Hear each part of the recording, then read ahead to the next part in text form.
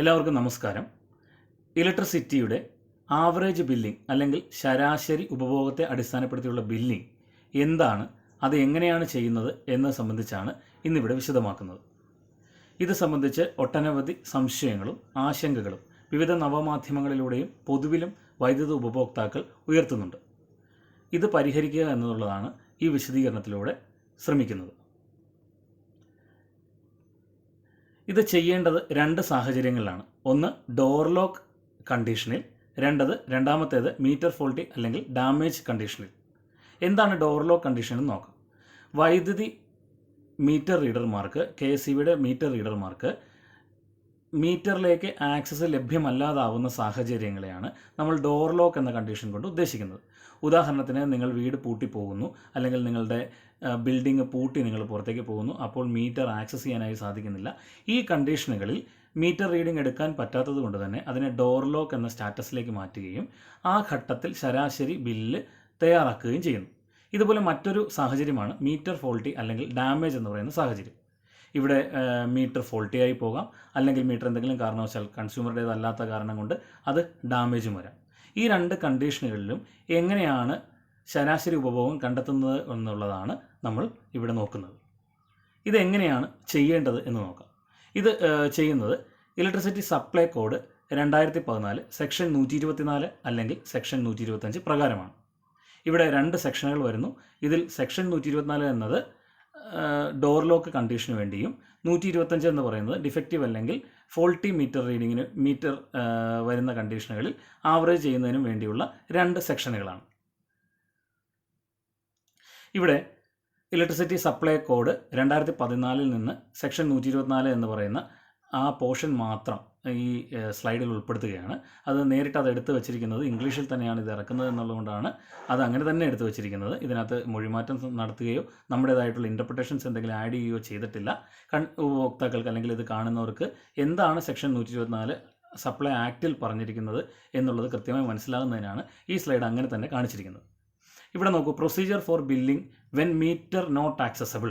Metre accessible അല്ലാത്ത നമ്മൾ സാധാരണഗതിയിൽ ഡോർ ലോക്ക് എന്ന് പറയുന്ന കണ്ടീഷനിൽ 3 കാര്യങ്ങളാണ് ഇവിടെ കൃത്യമായി പറയുന്നത്. ഒന്ന്, if the licensee is not able to access the meter for reading, a provisional bill may be issued on the basis of the average consumption of the previous 3 billing cycle. വളരെ ലളിതമാണ്. ലൈസൻസിക്ക് മീറ്റർ ആക്സസ് ചെയ്യാൻ സാധിക്കുന്നില്ല അല്ലെങ്കിൽ എടുക്കാൻ സാധിക്കുന്നില്ല എങ്കിൽ ഒരു provisional bill തയ്യാറാക്കാം. അങ്ങനെ തയ്യാറാക്കുന്ന പ്രൊവിഷണൽ ബില്ലിൽ ശരാശരി കണ്ടുപിടിക്കേണ്ടത് തൊട്ടു മുമ്പത്തെ 3 ബില്ലിംഗ് സൈക്കിൾ, അതായത് നിങ്ങൾക്ക് ലഭിച്ച അവസാനത്തെ 3 ബില്ലുകൾ. നിങ്ങൾ ദ്വൈമാസ ഉപഭോഗത്തിൽ പെടുന്ന ആളാണെങ്കിൽ 6 മാസത്തെ ഉപഭോഗവും, അതല്ല മന്ത്ലി ബില്ലിങ്ങിലാണ് നിങ്ങൾ വരുന്നതെങ്കിൽ നിങ്ങളുടെ 3 മാസത്തെ ഉപഭോഗവുമാണ് ഈ ശരാശരി കാൽക്കുലേഷനിലേക്ക് എത്തുന്നത്. 2, the licensee shall ensure that such provisional billing does not extend to more than 2 billing cycle at a stretch. And there are not more than 2 provisional bills generated for the consumer during the one financial year. ഇതും വളരെ ലളിതമാണ്. Licensee ശ്രദ്ധിക്കേണ്ട ഒരു പ്രധാനപ്പെട്ട കാര്യം, ഇങ്ങനെ provisional bill നൽകുന്നുണ്ടെങ്കിൽ അത് 2 billing സൈക്കിളുകൾക്ക് മാത്രമേ തുടർച്ചയായി നൽകാവുകയുള്ളൂ എന്ന് മാത്രമല്ല, ഇങ്ങനെ പ്രൊവിഷണൽ ബില്ല് 2-ലധികം പ്രാവശ്യം ഒരു ഫിനാൻഷ്യൽ ഇയറിൽ നൽകാനും പാടുള്ളതല്ല. ഫിനാൻഷ്യൽ ഇയർ ഏപ്രിൽ 1-ാം തീയതി ആരംഭിച്ച് അടുത്ത വർഷം മാർച്ച് 31-ന് അവസാനിക്കുന്നതാണ്. മൂന്നാമത്തെ condition, the provisional bill shall be adjusted on the basis of subsequent actual meter reading. ഇങ്ങനെ ഒരു തവണ ആവറേജ് ബില്ല് ചെയ്ത് കഴിഞ്ഞാൽ അതിനുശേഷം ബിൽഡിംഗ് തുറന്നു വരുന്ന സമയത്ത് ലഭിക്കുന്ന ഒറിജിനൽ റീഡിങ്ങിനെ അടിസ്ഥാനപ്പെടുത്തിക്കൊണ്ട് പഴയ ബില്ല് അഡ്ജസ്റ്റ് ചെയ്ത് നൽകേണ്ടതുണ്ട്. ഇതാണ് വളരെ ലളിതമായ 3 കാര്യങ്ങളാണ് ഡോർ ലോക്ക് കണ്ടീഷനുകളിൽ പറഞ്ഞിട്ടുള്ളത്. ഇനി വരുന്നത് സെക്ഷൻ 125 നേരത്തെ പറഞ്ഞ പോലെ. ഇത് ഇൻ കേസ് ഓഫ് ഡിഫക്റ്റീവ് അല്ലെങ്കിൽ ഡാമേജ് മീറ്റർ ഫോൾട്ടി എന്ന് പറയുന്ന സ്റ്റാറ്റസിൽ വരുന്ന കണ്ടീഷനിൽ എന്ത് ചെയ്യണം എന്നുള്ളതാണ് ഇവിടെ പറയുന്നത്. ഇവിടെ 4 കാര്യങ്ങളാണ് പ്രധാനമായിട്ടും പറയുന്നത്. ഇതിൽ ഒന്നാമത്തേത്, in the case of defective or damaged meter the consumer shall billed on the basis of average consumption of the past 3 billing cycle immediately preceding the date of the meter being found or reported defective. ഇവിടെയും നേരത്തെ പോലെ തന്നെയാണ്. എന്നാണോ അത് metre ഫോൾട്ടിയായി കണ്ടെത്തുന്നത് അല്ലെങ്കിൽ ഫോൾട്ടിയായി declare ചെയ്യപ്പെടുന്നത് അതിന് കൃത്യം 3 മാസം 3 ബില്ലിംഗ് സൈക്കിളുകൾ, അതായത് ദ്വൈമാസ ഉപഭോക്താവാണെങ്കിൽ 6 മാസത്തെ ഉപഭോഗം, മന്ത്ലി ഉപഭോക്താവാണെങ്കിൽ 3 മാസത്തെ ഉപഭോഗം കാൽക്കുലേറ്റ് ചെയ്യുകയും അതിനെ 3 കൊണ്ട് ഡിവൈഡ് ചെയ്യുകയും ചെയ്യുമ്പോൾ ലഭിക്കുന്ന ശരാശരി യൂണിറ്റിൻ്റെ ഉപഭോഗത്തിനെ അടിസ്ഥാനപ്പെടുത്തി വേണം ബില്ല് തയ്യാറാക്കാൻ. ഇനി അതിനോടൊപ്പം ഒരു കാര്യം കൂടി ചേർക്കുന്നു. Provided that the average shall be computed from the 3 billing cycle after the meter is replaced if required details pertaining to the previous billing cycle are not available. ഇവിടെ ഒരു പ്രൊവിഷനും കൂടെ ഉണ്ട്. ആ പ്രൊവിഷൻ പ്രകാരം നിങ്ങൾക്ക് തൊട്ട് മുമ്പിലത്തെ 3 ബില്ലിംഗ് സൈക്കിളുകളിലെ ബില്ല് അവൈലബിൾ അല്ല എങ്കിൽ നിങ്ങൾക്ക് പുതിയ മീറ്റർ മാറ്റിവെച്ച ശേഷം വരുന്ന റീഡിങ്ങുകൾ എടുത്തുകൊണ്ട് 3 റീഡിങ്ങുകൾ എടുത്തുകൊണ്ട് പഴയ ബില്ല്, അതായത് ഇപ്പോൾ ഉദാഹരണം പറഞ്ഞു കഴിഞ്ഞാൽ ജൂൺ മാസത്തിലെ ബില്ലാണ് ഫോൾട്ടി ആയതുകൊണ്ട് ചെയ്യാൻ പറ്റുന്നില്ല എങ്കിൽ ജൂലൈ, ഓഗസ്റ്റ്, സെപ്റ്റംബർ മാസത്തിലെ മന്ത്ലി ഉപഭോക്താവിന് 3 ബില്ലുകൾ ഉണ്ടാവും. ഈ 3 ബില്ലുകൾ, പുതിയ മീറ്റർ പുതുക്കി വെച്ച ശേഷമുള്ള 3 ബില്ലുകൾ കൺസിഡർ ചെയ്ത് അതിൻ്റെ ആവറേജ് എടുത്ത് പഴയ ബില്ല് നൽകാവുന്നതാണ്.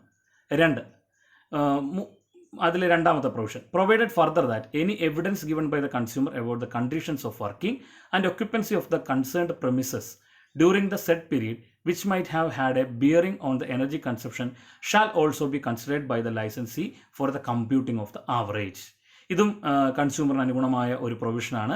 ഇവിടെ പറയുന്നത് ഇതാണ്: ഏതെങ്കിലും കാരണവശാൽ കൺസ്യൂമർ ഒരു ഡീറ്റെയിൽ തരുന്നു, അദ്ദേഹം അവിടെ ഉണ്ടായിരുന്നില്ല, അല്ലെങ്കിൽ കഴിഞ്ഞ പ്രാവശ്യം ഒരു ഉൽപ്പാദനം കുറവായിരുന്ന കാലഘട്ടമായിരുന്നു, അതിന് കൃത്യമായി തെളിവ് കാണിക്കുകയാണെങ്കിൽ ആ തെളിവ് കൂടെ ഉൾപ്പെടുത്തി മാത്രമേ ലൈസൻസി ആവറേജ് കാൽക്കുലേറ്റ് ചെയ്യാൻ പാടുകയുള്ളൂ. 2, charge based on the average consumption as computed above shall be levied only for a maximum period of 2 billing cycle, during which time the licensee shall replace the defective or damaged meter with a correct meter.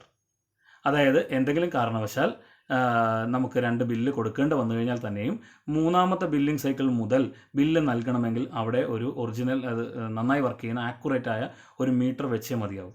2-ലധികം billing സൈക്കിളുകൾക്ക് ഈ average billing ചെയ്യാൻ സാധിക്കുകയില്ല.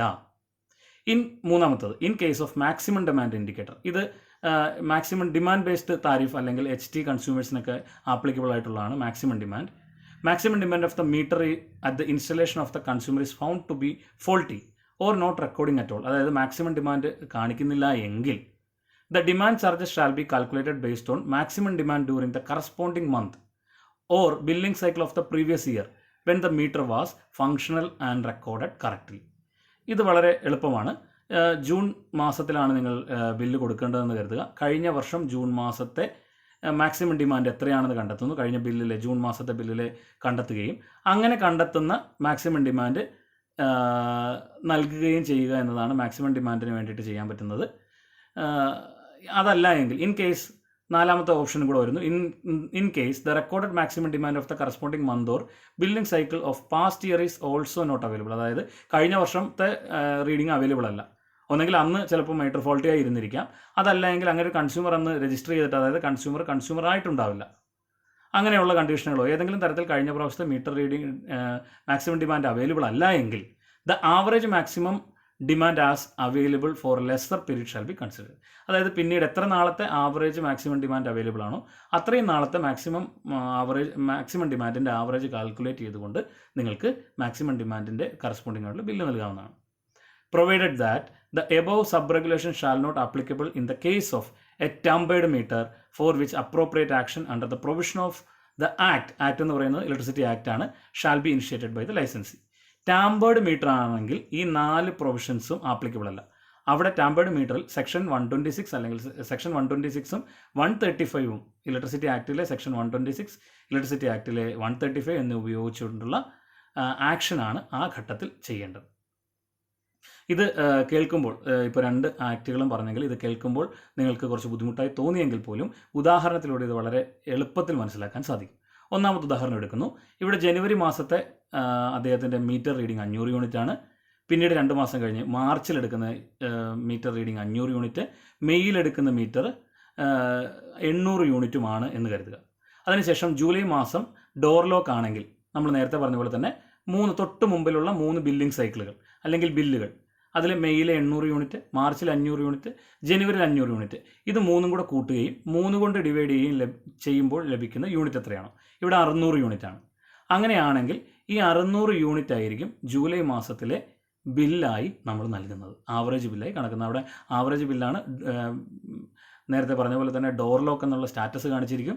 600 യൂണിറ്റിന് നിങ്ങൾക്ക് bill തുക നൽകുകയും ചെയ്യും. അതിനുശേഷം തൊട്ടടുത്ത ബില്ലിംഗ് സൈക്കിൾ സെപ്റ്റംബർ മാസം ചെല്ലുമ്പോൾ അവിടെ ഡോർ ലോക്ക് അല്ല. അങ്ങനെ കാൽക്കുലേറ്റ് ചെയ്യുമ്പോൾ ഏകദേശം 1100 യൂണിറ്റ് കാണുന്നു എന്ന് കരുതുക. ഇനിഷ്യൽ റീഡിങ്ങും ഫൈനൽ റീഡിങ്ങും തമ്മിലുള്ള വ്യത്യാസമാണ് നമ്മൾ സാധാരണയായിട്ട് യൂണിറ്റായി കാൽക്കുലേറ്റ് ചെയ്യുന്നത്. ഇങ്ങനെ വന്നാൽ ഇത് 4 മാസം ഉപയോഗിച്ചതായതുകൊണ്ട് തന്നെ 2 മാസം ദ്വിമാസ റീഡിംഗ് ആയതുകൊണ്ട് അതിനെ 2 കൊണ്ട് ഡിവൈഡ് ചെയ്യുന്നു. അപ്പോൾ 550 യൂണിറ്റ് കിട്ടുന്നു. അങ്ങനെ സെപ്റ്റംബർ മാസത്തിൽ 550 യൂണിറ്റായി ഫിക്സ് ചെയ്യുന്നു. അതുപോലെ തന്നെ ജൂലൈയിൽ നമ്മൾ 600 യൂണിറ്റ് ആയിരുന്നു അവരോട് ഈടാക്കിയിരുന്നത്. അതിൽ നിന്ന് 50 യൂണിറ്റ് കുറവ് ചെയ്യണം. അങ്ങനെ കുറവ് ചെയ്യുന്നതിന് ഭാഗമായി തത്തുല്യമായ തുക എത്ര വരുന്നോ അത് ഉപഭോക്താവിൻ്റെ സെപ്റ്റംബറിലെ ബില്ലിൽ അഡ്ജസ്റ്റ് ചെയ്ത് നൽകുകയും ചെയ്യും. അതായത് 600 യൂണിറ്റ് ആദ്യം കാൽക്കുലേറ്റ് ചെയ്തപ്പോൾ എത്ര രൂപ വന്നു എന്ന് നോക്കുന്നു. അതിനുശേഷം 550 ഇട്ടിട്ട് എത്ര രൂപ വരുന്നു നോക്കുന്നു. ഈ രൂപകൾ തമ്മിലുള്ള ഡിഫറൻസ് എത്രയാണോ അത്രയും രൂപ അഡ്ജസ്റ്റ്മെൻറ്റ് എന്നുള്ള രീതിയിൽ അദ്ദേഹത്തിൻ്റെ ബില്ലിൽ നിന്ന് സെപ്റ്റംബറിൽ കുറയ്ക്കാൻ സാധിക്കുമെങ്കിൽ സെപ്റ്റംബറിൽ നിന്ന് തന്നെ കുറയ്ക്കുന്നു. അതല്ല എങ്കിൽ തൊട്ടടുത്ത ബില്ലുകളിൽ നിന്ന് കുറയ്ക്കുന്നു. സെപ്റ്റംബറിലേതിനേക്കാൾ എക്സീഡ് ചെയ്തൊരു ബില്ല് വന്നാൽ, അങ്ങനെ വരാനുള്ള സാധ്യത വളരെ കുറവാണ്. അങ്ങനെ വന്നാൽ പോലും തൊട്ടടുത്ത മാസത്തെ ബില്ലിൽ അത് തുടർന്ന് വരുന്ന ബില്ലുകളിൽ ആ തുക അഡ്ജസ്റ്റ് ചെയ്ത് നൽകുകയാണ് ചെയ്യുന്നത്. രണ്ടാമത്തെ ഉദാഹരണത്തിലേക്ക് പോകാം. ഇവിടെ നേരെ തിരിച്ചാണ് സംഭവിച്ചിരിക്കുന്നത്. ജനുവരി മാസം 500 യൂണിറ്റ്, മാർച്ച് മാസം 500 യൂണിറ്റ്, മെയ് മാസം 800 യൂണിറ്റ്, ജൂലൈയിൽ വീണ്ടും ഡോർ ലോക്ക് വരുന്നു. ബില്ല് കണക്കാക്കുന്നത് 600 യൂണിറ്റ്, പഴയ പോലെ തന്നെ, അതിനകത്ത് ഒരു വ്യത്യാസമില്ല. പക്ഷേ സെപ്റ്റംബർ മാസത്തിൽ നിങ്ങൾ റീഡിംഗ് എടുക്കാൻ പോകുമ്പോൾ നിങ്ങൾക്ക് ലഭിക്കുന്നത് 1300 യൂണിറ്റാണ്. അതായത് ഇനിഷ്യൽ റീഡിങ്ങും ഫൈനൽ റീഡിങ്ങും. ഇനിഷ്യൽ റീഡിംഗ് എന്ന് പറയുന്നത് മെയ് മാസം എടുത്തിട്ടുള്ള റീഡിംഗ് ആണ് ഇനിഷ്യൽ റീഡിംഗ്. സെപ്റ്റംബർ മാസമാണ് ഫൈനൽ റീഡിംഗ് എടുക്കുന്നത്. ഇത് തമ്മിലെ ഡിഫറൻസ് എന്ന് പറയുന്നത് ഏകദേശം 4 മാസമാണ്. ഈ 4 മാസം ആയതുകൊണ്ട് തന്നെ ബില്ല് കണക്കാക്കുമ്പോൾ 1300നെ 2 കൊണ്ട് ഡിവൈഡ് ചെയ്യുകയും 650 യൂണിറ്റ് എന്നുള്ള നിലയിലേക്ക് എത്തുകയും ചെയ്യും. അതിനുശേഷം സെപ്റ്റംബർ മാസം 650 യൂണിറ്റ് കണക്കാക്കി ബില്ല് നൽകുന്നു. ജൂലൈയിൽ റീകാൽക്കുലേഷൻ നോക്കുമ്പോൾ നമ്മൾ 600 നൽകിയിട്ടുണ്ടായിരുന്നുള്ളൂ, പക്ഷേ ഒരു അധികം 50 യൂണിറ്റ് വരുന്നുണ്ട്. ഇങ്ങനെ വരുമ്പോൾ അധികം വരുന്ന 50 യൂണിറ്റിന് എത്ര രൂപ വരും എന്ന് കാൽക്കുലേറ്റ് ചെയ്യുകയും അത് തൊട്ടടുത്ത സെപ്റ്റംബർ മാസത്തെ ബില്ലിനോടൊപ്പം ഡോർ ലോക്ക് അഡ്ജസ്റ്റ്മെൻറ്റായി കൺസ്യൂമറിന് അടയ്ക്കേണ്ടി വരികയും ചെയ്യും. ഇനി മൂന്നാമത്തെ ഉദാഹരണത്തിലേക്ക് പോകുന്നു. ഇത് മീറ്റർ ഫോൾട്ടി കണ്ടീഷനാണ്. ഇവിടെ നോക്കുക, ജനുവരിയിൽ 500 ഉപയോഗിക്കുന്നു, മാർച്ചിൽ അദ്ദേഹം 500 യൂണിറ്റാണ്. ജനുവരി മാസത്തെ എന്ന് പറയുമ്പോൾ തൊട്ട് മുമ്പുള്ള നവംബർ ഡിസംബർ മാസത്തെ ഉപഭോഗമാണ് ജനുവരിയിലെ ബില്ലായി വരുന്നത്. മാർച്ചിൽ 500 യൂണിറ്റ്, മെയ്യിൽ 800 യൂണിറ്റ് എന്നിങ്ങനെ വരികയും ജൂലൈ മാസത്തിൽ 200 യൂണിറ്റ് ആവുകയും ചെയ്യുന്നു. ഇതൊരു ക്ലാസിക്കൽ കേസാണ്. ഇത്തരം കേസുകൾ ഒത്തിരി അധികം വരുന്നത് കൊണ്ടാണ് ഇതെടുത്തിരിക്കുന്നത്. സെപ്റ്റംബറിൽ മീറ്റർ ഫോൾട്ടി ആവും. ഇവിടെ നോക്കുക, ജനുവരി, മാർച്ച്, മെയ് മാസങ്ങളെ നോക്കുമ്പോൾ ജൂലൈയിൽ 200 യൂണിറ്റ് വളരെയധികം കുറഞ്ഞിട്ടുണ്ട്. പക്ഷേ സെപ്റ്റംബറിലാണ് മീറ്റർ ഫോൾട്ട് ഡിക്ലെയർ ചെയ്തത് എന്നതിനാൽ ബില്ല് കാൽക്കുലേറ്റ് ചെയ്യുമ്പോൾ 500 + 800 + 200, അതായത് തൊട്ട് മുകളിലുള്ള 3 മാസത്തെ അവൈലബിൾ ആയിട്ടുള്ള റീഡിങ്ങുകൾ ഉപയോഗിച്ച് ഇത് കണ്ടെത്തേണ്ടി വരും. അപ്പോൾ 500 യൂണിറ്റ് എന്നാണ് കിട്ടുന്നത്. എന്നാൽ 2014 മുമ്പുണ്ടായിരുന്ന ഇലക്ട്രിസിറ്റി സപ്ലൈ കോഡ് പ്രകാരം, 2004 സപ്ലൈ കോഡ് പ്രകാരം ഹെൽത്തി ആവറേജ് ആണ് എടുക്കേണ്ടിയിരുന്നത്. അതുകൊണ്ട് തന്നെ 200 യൂണിറ്റ് എന്നുള്ളത് ഒഴിവാക്കിയാണ് മുൻകാലഘട്ടങ്ങളിൽ അങ്ങനെ എടുത്തുകൊണ്ടിരുന്നത്. എന്നാൽ സപ്ലൈ കോഡ് 2014 വന്നതോടെ ഹെൽത്തി ആവറേജ് എന്ന് പറയുന്ന കൺസെപ്റ്റ് ഇല്ലാതാവുകയും അവൈലബിൾ ആയിട്ടുള്ള 3 റീഡിങ്ങുകൾ ഫോൾട്ട് ഡിക്ലെയർ ചെയ്തിട്ടില്ലാത്തത് കൊണ്ട് തന്നെ ജൂലൈയിൽ 200 യൂണിറ്റ് നിർബന്ധമായും എടുത്തിരിക്കണം. അങ്ങനെ വരുമ്പോൾ സെപ്റ്റംബർ മാസത്തിൽ 500 യൂണിറ്റ് നൽകാൻ പറ്റും. നവംബറിലും 500 യൂണിറ്റ് നൽകാൻ പറ്റും ആവറേജായി. അവിടെ മീറ്റർ മാറിയിട്ടില്ല. എന്നാൽ തൊട്ടടുത്ത് വരുന്ന ജനുവരി മാസം ആവറേജ് നൽകണമെങ്കിൽ നിങ്ങൾ മീറ്റർ മാറ്റി വെച്ചേ മതിയാവും. അതായത് അവിടെ നിയമപരമായി പുതിയൊരു ആവറേജ് ബില്ല് നൽകാൻ സാധിക്കില്ല. അതായത് നവംബർ മാസത്തെ റീഡിങ്ങിന് ശേഷം ഉടനടി തന്നെ മീറ്റർ മാറ്റിയില്ല എങ്കിൽ ജനുവരി മാസത്തിൽ ഒരു ബില്ല് നൽകാൻ ലൈസൻസിക്ക് നിയമപരമായി സാധിക്കില്ല. ഇത് വളരെ പ്രധാനപ്പെട്ടാണ്. ഇവിടെ 2 കാര്യങ്ങൾ നോക്കുക. ഒന്ന്, എത്ര കണ്ട് യൂണിറ്റ് കുറയുന്നു എന്നുള്ളത്. മൂന്നാമത്തെ ബില്ലിംഗ് സൈക്കിൾ ഇവിടെ ജൂലൈ മാസം വളരെയധികം കുറഞ്ഞിട്ടുണ്ട്. ആ സമയത്ത് മീറ്റർ ഫോൾട്ടി ആണെന്നൊക്കെ ആരോപിക്കുന്നതിനൊക്കെ എളുപ്പമാണ്. പക്ഷേ നിയമപരമായി മീറ്റർ ഫോൾട്ടി ഡിക്ലെയർ ചെയ്തിട്ടില്ലാത്തത് കൊണ്ട് തന്നെ ഉപഭോക്താവിൻ്റെ ആവറേജ് കാൽക്കുലേറ്റ് ചെയ്യുമ്പോൾ തൊട്ട് മുകളിലുള്ള ജൂലൈ, മെയ്, മാർച്ച് മാസങ്ങളിലെ മാത്രമേ എടുക്കാൻ സാധിക്കുകയുള്ളൂ. അതിന് മുമ്പുള്ള മാസത്തെ അത് ഒഴിവാക്കിക്കൊണ്ട് ജൂലൈ മാസം ഒമിറ്റ് ചെയ്തുകൊണ്ട് എടുക്കുന്ന രീതി തെറ്റാണ്. അത്തരം രീതികൾ തുടർന്ന് വരുന്നുണ്ട് എങ്കിൽ അത് നിർബന്ധമായും ഒഴിവാക്കേണ്ടതാണ്. ഇനി 4ാമത്തെ ഉദാഹരണവും നോക്കാം. ഇവിടെയും കൺസ്യൂമറിന് അല്ലെങ്കിൽ നേരത്തെ ലൈസൻസിയുടെ ഭാഗത്താണ് പണം നഷ്ടം വന്നത്, നഷ്ടവും ലാഭവും ഇല്ല എങ്കിൽ പോലും കുറവ് വന്നതെങ്കിൽ ഇവിടെ കൺസ്യൂമറിന് കൂടുതൽ പണം അടയ്ക്കേണ്ട ഒരു സ്ഥിതിയാണ് ഇവിടെ കാണുന്നത്. ജനുവരി മാസം 500, മാർച്ച് മാസം 500, പെട്ടെന്ന് മെയ് മാസം 1100 യൂണിറ്റ് വരികയും ജൂലൈയിൽ മീറ്റർ ഫോൾട്ടി ആവുകയും ചെയ്യുന്ന കണ്ടീഷൻ വന്നാൽ ബില്ല് കണക്കാക്കുമ്പോൾ 700 യൂണിറ്റ് യഥാർത്ഥത്തിൽ അടയ്ക്കേണ്ടി വരും. ജൂലൈയിൽ 700 യൂണിറ്റ് എന്ന് പറയുമ്പോൾ മെയ് ജൂൺ മാസങ്ങളിലെ പൊതുവിൽ ഉപഭോഗം കുറഞ്ഞു വരേണ്ട കാലഘട്ടമാണ്. പക്ഷേ അവിടെ അൺഫോർച്ചുനേറ്റ്ലി അദ്ദേഹത്തിന് തൊട്ട് മുകളിലുള്ള 3 റീഡിങ്ങുകൾ അവൈലബിൾ ആയതുകൊണ്ട് തന്നെ അത് എടുക്കേണ്ടി വരും. അതുകൊണ്ട് തന്നെ 700 യൂണിറ്റ് നൽകേണ്ടി വരും. പക്ഷേ ജൂലൈയിൽ 700 യൂണിറ്റിൻ്റെ ആവറേജ് റീഡിങ്ങും സെപ്റ്റംബറിലെ നൽകുന്ന 700 യൂണിറ്റിൻ്റെ ആവറേജ് റീഡിങ്ങും അദ്ദേഹത്തിന് പണം നൽകേണ്ടി വരും. എന്നാൽ തുടർന്ന് നവംബർ മാസത്തിൽ ആവറേജ് ബില്ല് നൽകിയാൽ ആ ആവറേജ് ബില്ല് നിയമപരമല്ല, അത് നിയമപരമായി നിൽക്കുകയില്ല. ബില്ല് നൽകണമെങ്കിൽ നവംബർ മാസത്തിന് മുമ്പ് സെപ്റ്റംബർ മാസത്തിൽ മീറ്റർ മാറ്റുകയും അതിനുശേഷം എടുക്കുന്ന റീഡിങ്ങിന് മാത്രമേ ഉപഭോക്താവ് പണം നൽകേണ്ടതുള്ളൂ. അഞ്ചാമത്തെ ഉദാഹരണത്തിൽ പ്രീവിയസ് ആയിട്ടുള്ള 3 റീഡിങ്ങുകൾ അവൈലബിൾ അല്ല. ഉദാഹരണത്തിന് ജനുവരിയിൽ പുതിയ കണക്ഷൻ എടുക്കുന്നു, മാർച്ചിൽ ആദ്യത്തെ റീഡിംഗ്, മെയ്യിൽ രണ്ടാമത്തെ റീഡിംഗ്. എന്നാൽ 3ാമത്തെ റീഡിംഗ് എടുക്കുമ്പോൾ മീറ്റർ ഫോൾട്ടി വരുന്നു. ബില്ല് നൽകാനാവില്ല. കാരണം മീറ്റർ മാറ്റി വെച്ച് മാത്രമേ ബില്ല് നൽകാനാവൂ. ഇവിടെ എന്താ ചെയ്യേണ്ടതെന്ന് വെച്ച് കഴിഞ്ഞാൽ ആ പ്രാവശ്യം 0 യൂണിറ്റ് എന്ന് കൺസിഡർ ചെയ്ത് ബാക്കി തുകകളെല്ലാം വാങ്ങാൻ സാധിക്കും. ഒരു ബില്ല് നമുക്ക് നൽകാം. അങ്ങനെ വരുമ്പോൾ യൂണിറ്റ് എന്നുള്ളിടത്ത് യൂണിറ്റ് 0 ആക്കി നൽകിക്കൊണ്ട് ഒരു ബില്ല് നൽകുക. അതിനുശേഷം സെപ്റ്റംബർ, നവംബർ, ജനുവരി മാസങ്ങളിലെ 3 റീഡിങ്ങുകൾ കിട്ടുന്നവരെ വെയിറ്റ് ചെയ്യുക. അതിനുശേഷം അതിൽ നിന്ന് അതിൻ്റെ ആവറേജ് കണ്ടുപിടിച്ച് ജൂലൈ മാസം റീകാൽക്കുലേഷൻ ചെയ്യുകയും ആ റീഅസസ്മെൻറ്റ് ബില്ലായി തൊട്ടടുത്ത ജനുവരി മാസം, അതായത് 6 മാസത്തിന് ശേഷം ബില്ല് നൽകുകയും ചെയ്യാം. ഈ ബില്ല് റീഅസസ്മെൻറ്റ് അല്ലെങ്കിൽ ഷോർട്ട് അസസ്മെൻറ്റ് ഭാഗമായി നൽകുന്നതുകൊണ്ട് തന്നെ കൺസ്യൂമറിന് അത് അടയ്ക്കുന്നതിന് ചില ഇളവുകൾ എന്ന് പറഞ്ഞാൽ അവർക്ക് 1-2 ഗഡുക്കളായി അടയ്ക്കുന്നതിനുള്ള സൗകര്യങ്ങൾ നമുക്ക് ചെയ്തു നൽകാനായിട്ട് സാധിക്കും. എന്തായാലും ഇത്തരത്തിലാണ് ഇത് റീഅസസ്മെൻറ്റ് ചെയ്യേണ്ടത്. ഇവിടെ ശ്രദ്ധിക്കുക, നിയമപരമല്ലാത്ത രീതിയിലുള്ള ഒരു കാൽക്കുലേഷനുകളും വൈദ്യുത ലൈസൻസിയുടെ ഭാഗത്തുനിന്ന് ഉപഭോക്താവിന് നൽകേണ്ടതില്ല. നിയമരഹിതമായിട്ടുള്ള ഒരു പണവും ഉപഭോക്താവ് അടയ്ക്കേണ്ടതുമില്ല. ഇനി ലൈസൻസിയും ഉപഭോക്താവും തമ്മിൽ ഇത്തരം കാര്യങ്ങളിൽ പരാതി ഉണ്ടെങ്കിൽ ആദ്യം ഉപഭോക്താവ് സെക്ഷൻ ഓഫീസറായിട്ടുള്ള അസിസ്റ്റൻറ്റ് എഞ്ചിനീയർക്ക് പരാതി നൽകുക. അത് അല്ലെങ്കിൽ sub division officer, assistant executive എഞ്ചിനീയർക്ക് പരാതി നൽകുക. ഈ 2 ഓഫീസിലും പരാതി പരിഹരിക്കപ്പെട്ടില്ല എന്ന് കൺസ്യൂമർക്ക് തോന്നുകയാണെങ്കിൽ അദ്ദേഹത്തിന് CGRFൽ പരാതി നൽകാം. കൊട്ടാരക്കര, എറണാകുളം, കോഴിക്കോട് എന്നിവിടങ്ങളിലെ കേന്ദ്രീകരിച്ചാണ് CGRF നിലനിൽക്കുന്നത്. ഓംബുഡ്സ്മാൻ, CGRFലും പരാതി പരിഹരിച്ചില്ല എന്ന് തോന്നുകയാണെങ്കിൽ ഉപഭോക്താവിന് ഓംബുഡ്സ്മാനിലേക്ക് പോകാം. ഓംബുഡ്സ്മാൻ എറണാകുളത്താണ് സ്ഥിതി ചെയ്യുന്നത്. ഓംബുഡ്സ്മാനിലും പരിഹരിച്ചില്ല എങ്കിൽ നമ്മുടെ കോടതികളായിട്ടുള്ള ബഹുമാനപ്പെട്ട ഹൈക്കോടതിയിലും സുപ്രീം കോടതിയിലും പരാതി നൽകിക്കൊണ്ട് പരാതി പരിഹരിക്കുന്നതിന് ഉപഭോക്താവിന് അവസരങ്ങളുണ്ട്. ഇത്രയുമാണ് ഇത് സംബന്ധിച്ചിട്ടുള്ള ഇന്ന് വിശദീകരണങ്ങൾ. ഇത് സംബന്ധിച്ച് ഒട്ടനവധി സംശയങ്ങൾ ഇനിയും നിങ്ങൾക്കുണ്ടെങ്കിൽ ഇതിൻ്റെ കമൻറ്റായി നൽകാം. അറിയാവുന്ന കാര്യങ്ങൾ നിങ്ങൾക്ക് മറുപടിയായി നൽകാൻ ശ്രമിക്കാം. എന്തായാലും പരാതിരഹിതമായ ഒരു വൈദ്യുത വിതരണ മേഖല കേരളത്തിൽ ഉണ്ടാവട്ടെ എന്ന് ആശംസിച്ചുകൊണ്ട് നിർത്തുന്നു. നന്ദി, നമസ്കാരം.